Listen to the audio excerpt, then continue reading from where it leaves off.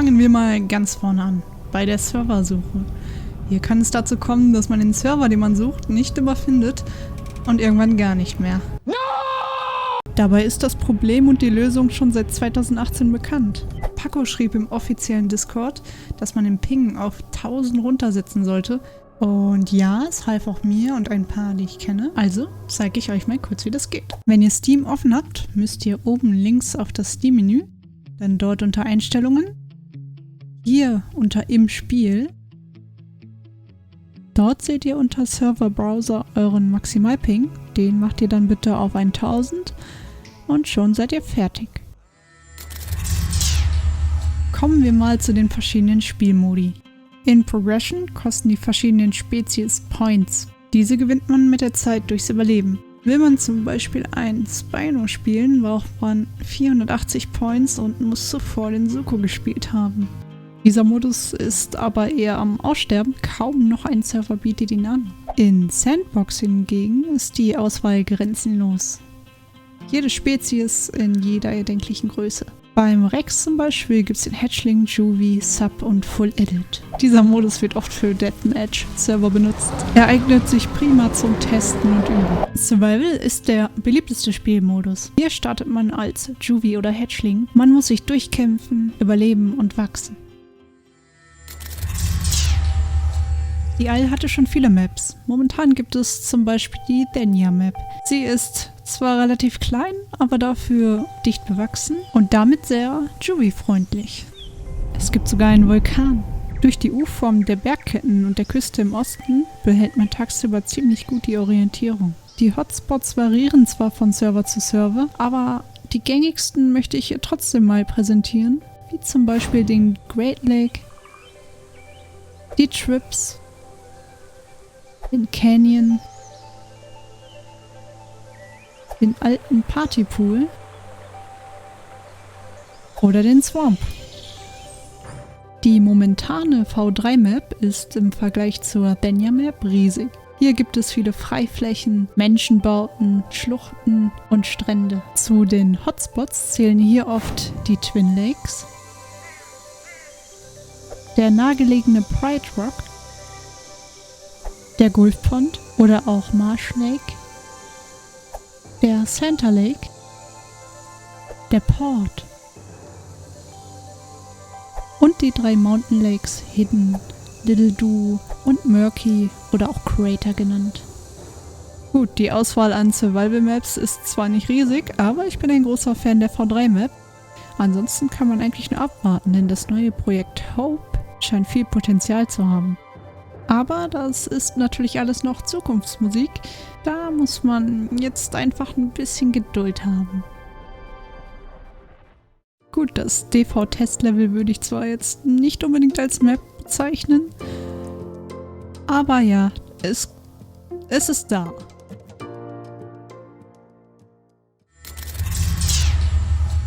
Hat man sich im Survival-Modus für eine Spezies entschieden, so kommt man als erstes in den Skin-Editor am Juvie-Modell. Hier kann man sich einen Skin erstellen, grown und feststellen, dass man als Edit absolut ugly aussieht. I have crippling depression. Gut, das Exemplar hier sah als Juvie schon ziemlich fragwürdig aus, aber wenn man sich sicher sein will, dass man sich als Edit auch blicken lassen kann, sollte man seine Farben zuvor an dem Edit-Modell testen. Dafür gehst du in der Serverliste ganz unten auf Host, wählst eine Map aus. Da kann ich eigentlich nur Denya empfehlen, denn auf dem Testlevel sind die Lichtverhältnisse komplett anders. Unter Spielmodus wählen wir Sandbox und bestätigen. Hier kannst du jetzt deine Wunschspezies wählen. Wichtig ist, dass du das Edit-Modell nimmst. Hier am Edit-Modell lässt sich jetzt prima rumtesten. Die Farben würde ich mir immer aufschreiben und auf das nächste Juvie-Modell übernehmen. Apropos Calls. In The Isle ist es unglaublich wichtig und hilfreich, die Calls zu kennen und unterscheiden zu können. Die sagen nicht nur aus, um welche Spezies es sich handelt, sondern auch, was sie von einem möchte. Hier mal ein paar Beispiele. Die Reichweite des One-Calls ist am größten. Er bedeutet so viel wie „Ich bin hier". Sehr charakteristisch ist auch der Dilo One-Call. Oder die Animation des Jubikanos.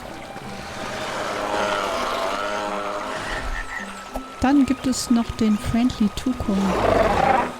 Und ich kann es einfach nicht lassen, aber dieser Jubikano Tucol ist einfach ein Rülpser.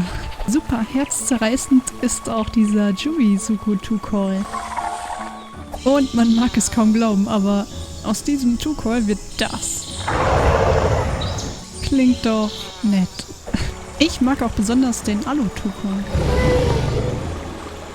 Der Angry Threecall hat bei Muta eine besonders coole Animation. Und ich weiß nicht, das... Nein, es geht einfach nicht. Der Pecky hat den Threecall auch besonders gut drauf. Und um den Rex mit seinen neuen Calls auch mal eine Chance zu geben.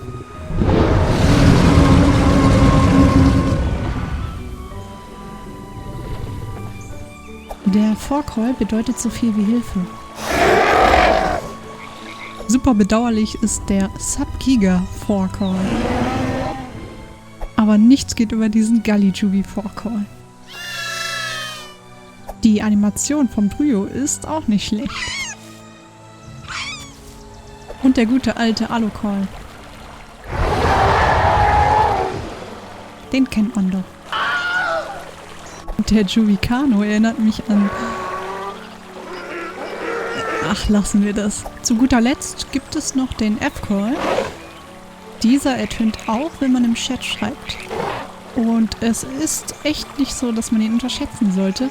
Klar, er hat eine geringere Reichweite als die anderen Calls. Aber wir haben das mal getestet und die Reichweite ist schon noch enorm, zumindest beim Muta. Es ist bei jeder Spezies etwas anders, aber...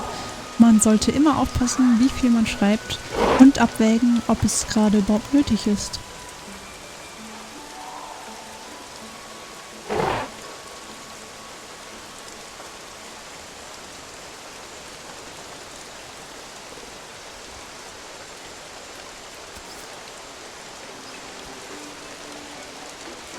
Ab 25 hörte man den F-Call nicht mehr, aber den One-Call, den konnte man noch hören.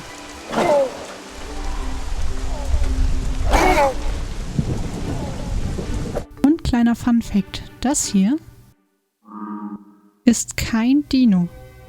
Das ist einfach nur eine Unke, die euch hart verarschen möchte.